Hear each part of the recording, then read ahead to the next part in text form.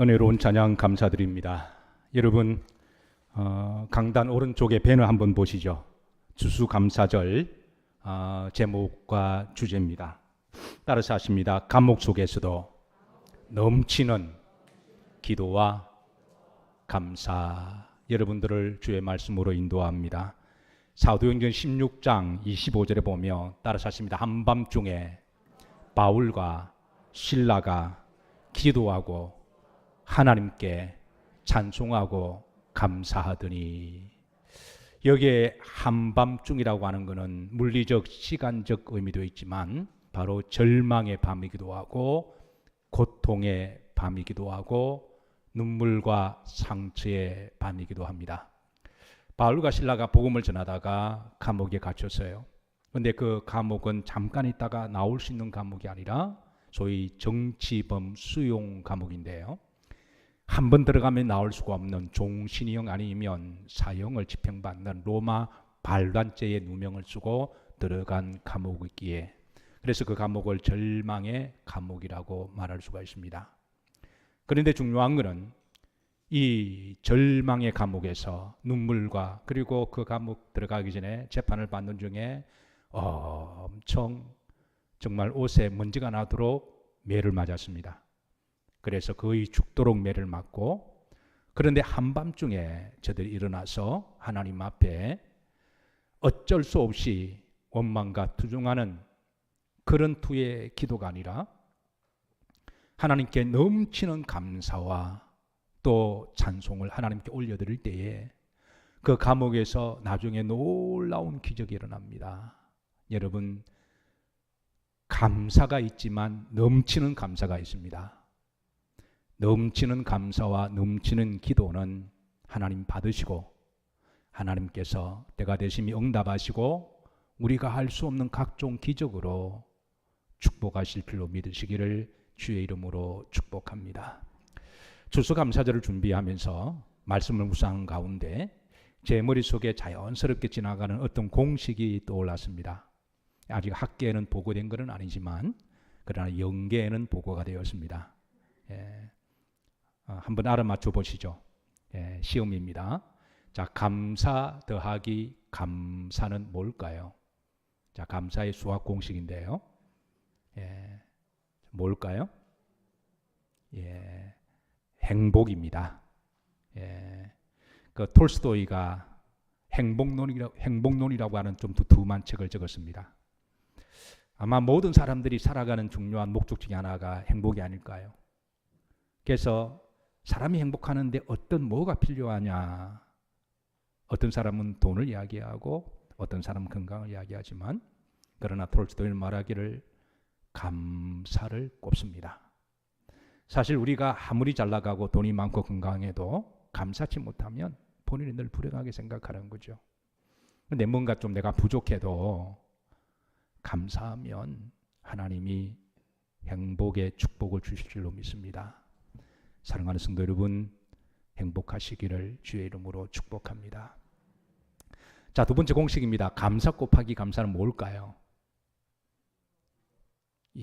기적입니다. 우리 주동관 장로님 어떻게 답을 하세요? 일부 예배를 참석하셔서 감사 곱하기 감사는 하나님이 어떻게 기적하실지는 모르겠어요. 그런데 하나님께서는 그 때에 맞추어서, 사람에 맞추어서 기적 같은 일들을 일어나게 하실 줄로 믿습니다. 자, 이제 세 번째 공식입니다. 감사 나누기 감사는 뭘까요? 감사를 자꾸 나눠버리고 감사를 쪼개버리면 그게 뭐가 될까요? 시험이 되지 않을까요? 섭섭이가 찾아오지 않을까요? 자, 이제 마지막입니다. 감사 빼기 감사 뭘까요?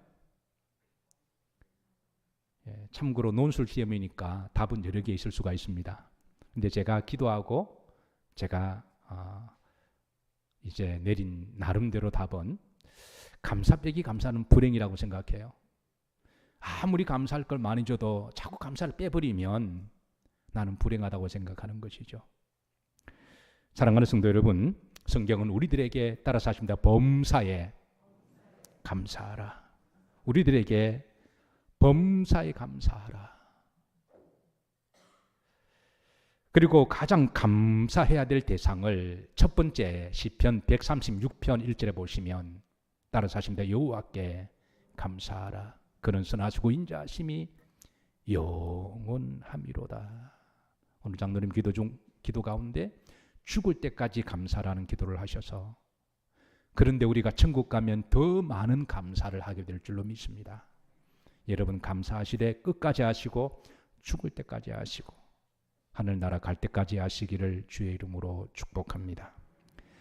자, 감사의 첫 번째 우선순위가 하나님이지만 또 우리가 이제 또 가족들에게도 감사를 해야 되고요. 또 믿음의 동지들도 우리가 서로 귀하게 여기고 감사해야 되고, 또 함께 일할 수 있는 직장도, 또 이웃들도 우리가 모든 사람들에게도 감사를 해야 할 줄로 믿습니다. 예배 드릴 때 하나님께서는 감사로 예배를 드리는 자를 하나님이 영화롭게 받으신다 그러는데요. 시편 50편 23절에 감사로 제사를 드리는 자가 나를 뭐하게 하나니? 영화롭게 하나니. 시편 100편 4절에는 감사함으로 그 문에 들어가며 찬송함으로 그 궁중에 들어가서, 그래서 우리가 교회에 들어올 때마다 여러분 항상 감사하는 마음을, 부드러운 마음을 가지고 주의 전에 오시기를 주의 이름으로 축복합니다. 심지어 그럼에도 불구하고 비록 감사가 있는데 하박국 3장 17절에 보면 비록 그럼에도 불구하고 무화과 나무가 무성하지 못하고 포도나무에 열매가 없고 감람나무에 소출이 없고 밭에 먹을 것이 없고 우리의 양이 없고 외양간에 소가 없을지라도 나는 여호와로 말미암아 즐거워하며 나의 구원의 하나님으로 말미암아 기뻐하리로다. 그래서 우리는 그럼에도 불구하고도 하나님의 또 다른 뜻이 있는 줄로 믿고, 하나님이 항상 더 좋은 걸 주실 때는 우리가 때로는 하나님이 연기하기도 하시고 기다리라고 하시니까, 그래서 우리가 하나님 뜻을 믿고 그럼에도 불구하고 감사해야 될 줄로 믿습니다. 고린도후서 4장 15절에 보시면 감사해야 될 이유를 이렇게 말씀하시는데요. 이는 모든 것이 너희에게 유익함을 위함이니 그랬습니다.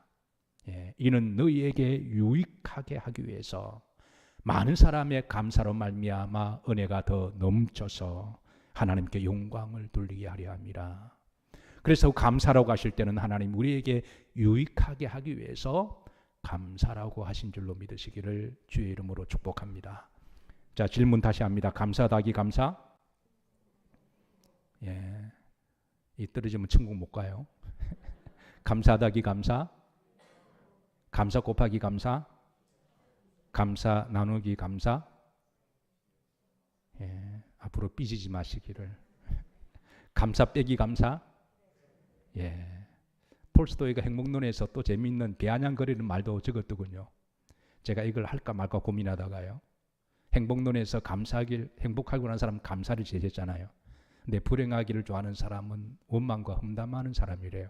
그래서 그런 글 가운데 마지막에 이런 글을 넣습니다. 평생 험담이나 하고 살아라. 좀 비아냥거리는 글이어서 제가 일부 예배 때는 소개를 안 했습니다. 그런데 너는 그렇게 평생 그래 살아. 아마 인간이 고집이 세서 원망과 험담하는 사람의 버릇을 고치기 힘든 것을 아마 그가 직관적으로 하고, 그래 그거는 못 고쳐, 아마 그런 의미에서 그렇게 비아냥거리는 말이 아닐까요? 성경은 감사도 훈련이라고 말씀하십니다. 여러분 추수감사절뿐만 아니라 범사에 늘 감사 훈련하셔서 행복하시고 기적이 일어나시기를 주의 이름으로 축복합니다. 아시다시피 올 한 해는 유난히 힘들었던 한 해입니다. 예민했던 한 해였고 그리고 불안했던 한 해여서 여전히 코로나 바이러스로 인해서 숨쉬기조차 힘들어서 마스크 쓰기를 강요하는 사회입니다. 각종 자연재해, 전 세계 태풍과 이상기온 때문에 많은 손실이 있었고 인명이 피해를 입었습니다. 그런가 하면 고금리, 고물가, 고유가는 힘들게 하루하루 살아가는 서민들에게 있어서 더욱더 마음을 근심하게 만드는데요. 여러분 그렇다고 할지라도 우리 그리스도인들은 감사함으로 잘 이기시기를 주의 이름으로 축복해요. 그런데 어떤 사람들은, 세상 사람들은요, 이런 시대를 반영해서 그런지 정말 살기가 너무 힘든다고, 너무 불행하다고, 어떤 사람은 해를 조신 지옥 같다고, 그렇게 더 절망하고 낙심하는 사람들이 있는데요. 그래서 그런지 어떤 사람이 재미있는 글을 하나 올렸습니다. 그 글 제목이요, 한반도 5,000년의 역사 중에 가장 살기 힘들었던 최악의 3 제너레이션을 이야기를 합니다. 3세대가 있었는데요. 제가 그 글을 보면서 흥미가 있어서, 그렇다고 이제 거기를 제가 그냥 막 도용할 수 없어서 역사적 사료가 맞는지 저 나름대로 좀 검증을 하고 제가 좀 각색을 해서 여러분들께 좀 소개를 시킵니다. 우리 한반도 5,000년 역사 가운데 가장 살기 힘든 최악의 세 시기가 있었대요. 그런데 그 시기에 태어난 사람들, 제가 오늘 소개할 테니 여러분 들으시고, 어느 세대에 태어난 사람들이 가장 불행하고 아팠는지 한번 여러분의 순위를 한번 매겨보세요. 첫 번째입니다. 저는 연대기적으로 말씀드릴게요. 1220년에 태어난 아이들 세대인데요. 1220년에 태어난 아이들이 태어날 때 이제 30년 전부터 이 고려 무신 정권이 일어나서 무신들이 쿠데타를 일으켜서 나라를 장악하고 있던 때였어요. 그러니까 이들이 태어나기 전만 하더라도 이미 그 무신들이 힘과 완력으로 출퇴를 가지고 이제 많은 정적들을 다 죽여버리고 자기들이 정권을 잡고 통치하다 보니까 힘으로 나라를 찬탈했으니 정치를 잘했으니 만무하겠죠. 그러다 보니까 갈수록 독재와 부패가 심해지는데요. 이로 말미암아 백성들의 그 삶이 너무나 궁핍하게 되고 고통을 당하게 됩니다. 그러다가 이들이 이제 2살 때 드디어 농민들이 반란을 일으키게 되는데요. 이 농민들의 반란은 이제 57년 동안에 지속이 되면서 총 22번의 반란이 일어납니다. 그러니까 이때 태어난 아이들은요, 2살 때부터 농민들의 반란에서 55살이 되기까지 온 세상이 뒤집어지는 반란만 보고 살았던 거죠. 그러다가 1231년 이들이 11살이 되었을 때입니다. 온 천지는 다 반란이 일어나고 난리인데 또 1231년에 몽골군이 침략을 했습니다. 몽골군이 침략했을 때 이들은 11살이었습니다. 그래서 이 몽골군이 총 고려를 9번이나 침공을 하면서 이 전쟁은 또 30년간 지속이 되죠. 결국 11살 때부터 41살까지 몽골군과 그렇게 싸우게 되는데요. 결국은 고려가 몽골군에 패하게 되고, 그리고 몽골군은 고려의 전 영토를 불사릅니다. 그리고 수많은 남자들은 죽거나 포로로 잡아가고 여자들과 아이들은 몽골로 끌고 가서 저들의 몸 놀이기계로 그렇게 사용을 하죠. 결국은 고려는 1270년에 항복을 하는데요. 이때 그들의 나이가 살아 있어도 50살이었는데 그 전에 많은 사람이 죽었겠죠. 근데 살아 있어도 50살인데요. 이들은 한평생 가난과 그리고 배고픔과 그리고 농민들의 반란과 전쟁을 살다가 죽은 세대들이라고 말할 수가 있습니다. 자, 2번째입니다. 1580년대에 태어난 아이들인데요. 자, 이들이 12살이 되었을 때 우리가 잘 아는 1592년에 임진왜란이 일어나죠. 자, 당시 임진왜란이 일어났을 때에 조선은 감당할 만한 힘과 준비가 없어서 그때에 걸어다니는 아이들 12살, 13살 다 강제 동원을 해가지고요, 총알바지로 내어보냅니다. 이 임진왜란의 전쟁은 7년 동안 지속이 되면서 이 조선의 한반도가 쑥대밭이 되는데요. 그리고 수많은 병사들이 죽는데 제일 많이 죽은 아이들이 1580년대에 태어난 아이들이라는 거예요. 어린아이가 나가서 뭐 싸울 줄 알고 뭘 할 수 있을까요? 비록 이 전쟁으로 우리 조선이 일본에 함락되지는 아니하고 기적적으로 우리가 생존하기는 했지만 전후로 인해서 큰 기아와 빈곤의 시대가 됩니다. 그래서 1624년입니다. 이들이 44살이 되었을 때에 그때 전국적으로 이괄의 란이 일어나가지고요. 그러니까 오죽 살기 힘들었으면 또 란이 일어납니다. 이 시기는 온 나라가 밀란의 시대가 되었고요. 그리고 1627년 이들이 47살이 되었을 때에 소위 이제 금나라가 침략을 하는데 이걸 정묘호란이라고 이야기를 하죠. 이때 이들은 또 전쟁에 동원이 됩니다. 그때는 만 7살이니까 가정도 있고 자녀도 있는데 사랑하는 아내도 있고 농사도 지어야 되는데, 그리고 1636년 이들이 막 56살이 되었을 때 또 명나라가 조선을 침공합니다. 이때 조선의 인조 임금은 지 살겠다고 남한산성으로 피신했고 백성들만 남아서 무지막지하게 도륙을 당하죠. 결국은 명나라의 항복을 당하게 되면서 또 모든 것을 다 빼앗기게 되죠. 그 다음에 1637년에 청나라가 침략을 하는데 이때 이들의 나이가 57살입니다. 이때 병자호란이라고 그러는데요. 이 병자호란으로 말미암아 1580년대에 태어난 사람들은 큰 전쟁만 하더라도 5번을 치르고 한평생 전쟁 속에 살아가고 서로 살아남았다고 할지라도 몸에 불구가 되는 사람들이 부직이었다는 것이죠. 자, 세 번째 1660년에 태어난 아이들, 그 세대들입니다. 이들이 10살이 되었을 때에 소위 1670년에 경신대기근이 일어나는데요. 그때 조선에 역사 유례 없는 큰 기근이 일어납니다. 이 기근은 무려 2년 동안 연속적으로 일어나는데요. 갑작스럽게 찾아온 태풍과 홍수가 온 조선을 쑥대밭 만들고, 그리고 하늘에서 우박이 떨어지는데요.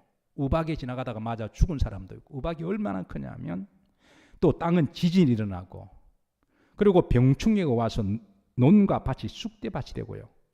그러다 보니까 또 전염병이, 극심한 전염병이 돌아와서 아사자와 병사자가 발생하는데 당시에 조선의 인구가 1600만 명이었대요. 그런데 이런 자연재해로 전염병으로 기근과 아사로 400만 명이 죽었답니다. 그러니까 인구의 4분의 1이 전염병으로, 기아로 굶어 죽거나 그렇게 죽었다는 것이죠. 그때 백성들이 먹을 것이 없어서 죽은 사람까지 죽은 사람을 먹었다는 것이죠. 이게 너무나 참혹하고 비참해서 이런 일들이 민간인들 사이에 너무 흥행하니까 이게 조정에 보고가 되었는데, 조정에서는 그걸 어떻게 해결할 길이 없으니까 그냥 그거를 묵시적으로 어떻게 처벌할 수도 없어서 그냥 방치를 했다고 그러죠. 그런데 이런 재앙의 시기가 있을 때요, 이제 정치적으로 서로 탓을 하면서 이때부터 소위 정치인들의 붕당 정치가, 조선의 붕당 정치가 시작되는데, 여러분 잘 알다시피 처음에는 이제 동인파, 서인파가 서로 싸우더니 서로 원수처럼 3년 동안 죽기 살기로 서로 싸우고요. 아마 전쟁이 나도 그렇게 싸웠으면 우리나라가 이겼을 거예요. 서로 죽기 살기 사다가 또 한쪽에서는 야, 동인만 있나 서인만 있냐, 남인도 있다, 북인도, 또 남인파가 생기고 북인파가 세우고요. 또 이렇게 저들이 몇십 년을 싸웁니다. 그러다가 또 나중에는 노론파가 생기고 소론파가 생기고요. 50년 동안에 정치인들이 서로 그냥 죽기 살기로 싸우다가 이게 1728년에 이제 정치적으로 잠시 수세에 몰렸던 노론파들이 정적이었던 소론파와 또 그때는 서로 또 힘을 합쳐가지고 또 반란을 일으키는데요. 그 반란이 바로 무신난이라고 이야기를 하죠. 그러니까 1660년생들은 그들의 나이가 이때까지 살아있으면 68살인데요. 50년 동안에 태어날 때부터 정치인들이 서로 싸우는 분당 정치를 바라보며 가슴을 안타까워하고 쪼리는 그런 세대에 살았던 사람이라는 것이죠. 자, 이 세 세대에 태어난 사람 세대 중에 여러분 어느 세대에 태어나고 살았던 사람이 제일 힘들었을까요?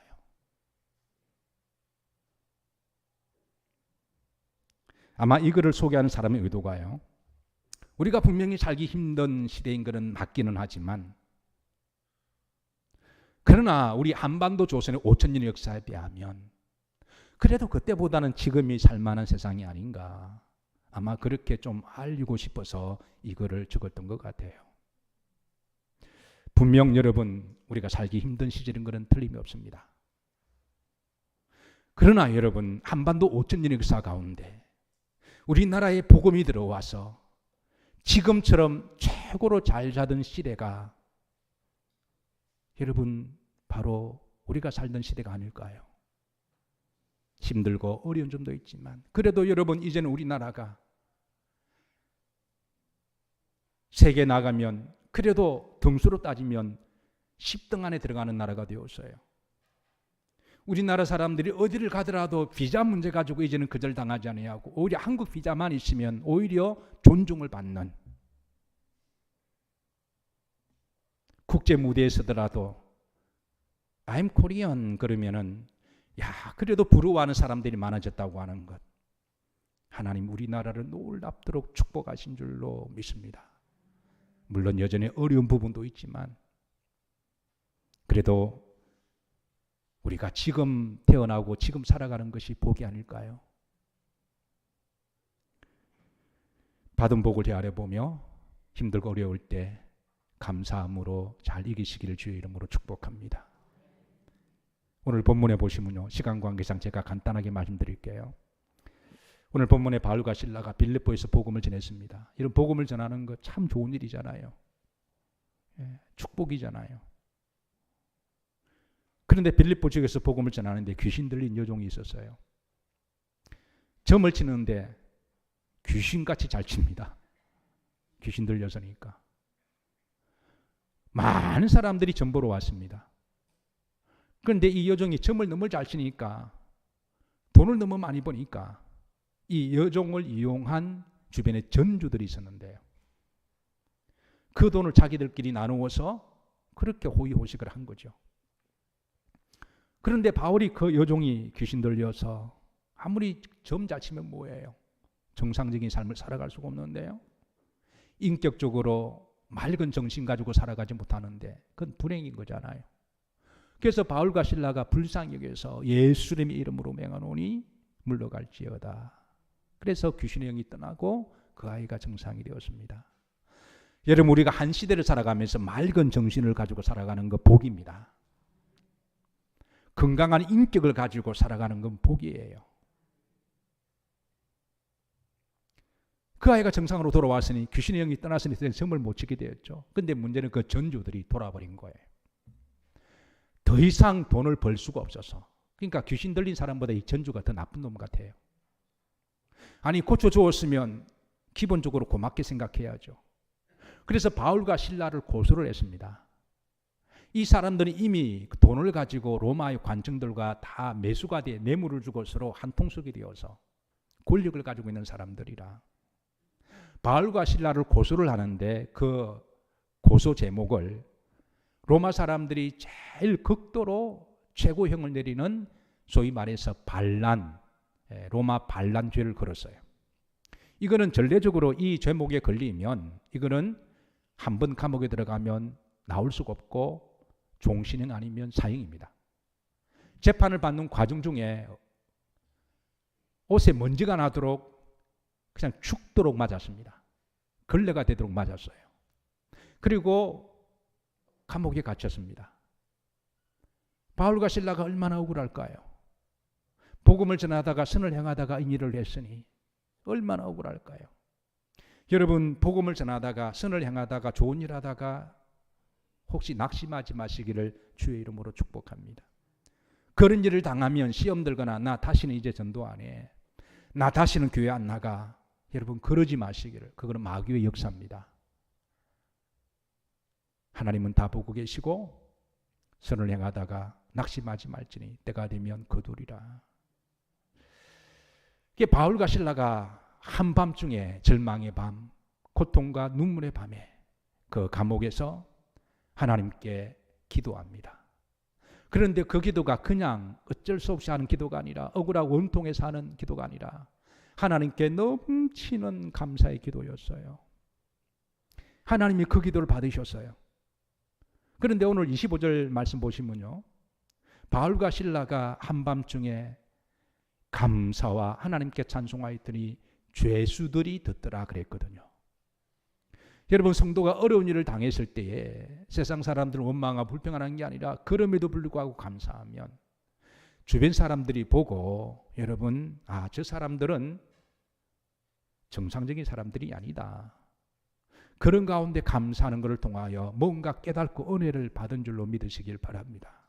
이게 또 나중에 또 이게 연관이 되는데요. 그래서 바울과 실라가 기도하고 감사하고 찬송을 했더니 기적이 일어나는데요. 그게 옥문이 열리고 지진이 일어나고 창고가 부러진 역사가 일어나요.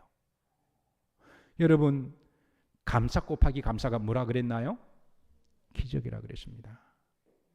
하나님, 우리가 감사 곱하기 감사할 때 하나님은 각종 기적을 준비하십니다. 자, 손에 창고가 부러졌어요. 그런데 여러분, 보통 이럴 때 같으면 빨리 도망가야 되잖아요. 근데 바울과 실라는 도망을 안 갑니다. 여러분 같으시면 어떡하실까요? 이게 웬 떡이냐 그러면서 뒤도 안 쳐다보고 침 뱉고 도망가겠죠? 근데 바울과 실라가 도망을 안 갔습니다.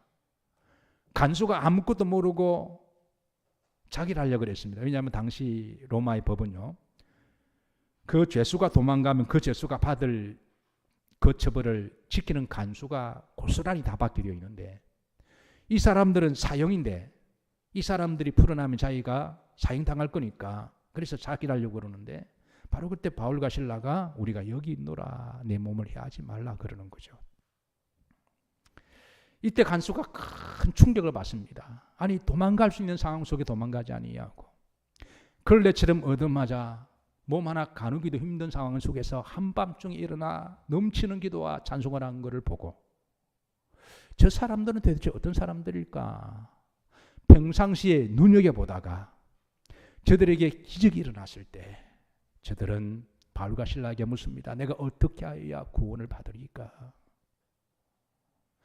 그때 바울과 실라가 말하기를, 따라서입니다. 주 예수를 믿으라. 주 예수님을 믿으라. 그래야면 너와 내 집이 무엇을 얻으리라? 구원을 얻으리라. 그래서 그 간수가 마음을 엽니다. 여러분, 묻습니다. 옥문이 열리는 게 기적일까요? 사람 마음문이 열리는 게 기적일까요? 예, 사람 마음문이 여는 게 더 어려운 일이죠. 근데 그 간수의 마음문이 열립니다. 그 방을 지켜둔 다른 죄수들의 마음도 열리는 거죠.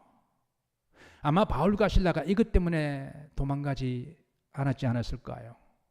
내가 왜 이렇게 얻어터지고 감옥에서 이런 일을 당하는지는 아직 알지 못하지만 하나님의 분명한 뜻이 있으시다. 하나님의 뜻이 있으시다. 그리고 그 뜻은 바로 이 간수와 온 가족들을 구원하는데 기적이 일어납니다. 그 간수가 무릎을 꿇고 예수님을 영접하고 세례를 받습니다. 그리고 그 바울과 실라를 자기 집으로 모시고 온 집안 사람들에게 복음을 전하고 온 집안이 구원을 받습니다. 한 영혼이 천하보다 귀히 여기시는 하나님께서 얼마나 기쁘시게 여기시고 그 영혼들이 구원받는 것이 기적인 줄로 믿으시기를 주의 이름으로 축복합니다. 말씀을 정리합니다. 추수감사드립니다. 그동안 어렵고 힘든 시기지만 그러나 그 가운데서도 여러분 지금까지 감사함으로 잘 견디어 오셨습니다. 다시 한번 많은 감사와 깊은 감사를 모아서 하나님께 잘 올려드리시고 앞으로도 남은 여정에 여러분의 감사하기 감사가 있으시고 감사 곱하기 감사의 축복이 있으시기를 주의 이름으로 축복합니다.